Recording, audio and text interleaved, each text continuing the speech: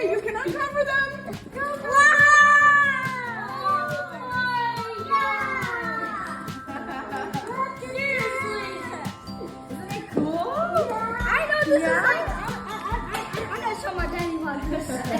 We're so excited to open up our new sensory room thanks to a grant from the New Jersey Children's Foundation, and allow our students who have autism, who have sensory emotional regulation needs, and for our preschool scholars to be able to build up their occupational and physical therapy skills in a space that has the right equipment for them to do that. So today we've opened up the space. Kids are already enjoying it. They'll be able to use this throughout the day as needed and during scheduled times with their class, with the occupational therapist, the physical therapist, or the speech therapist as well.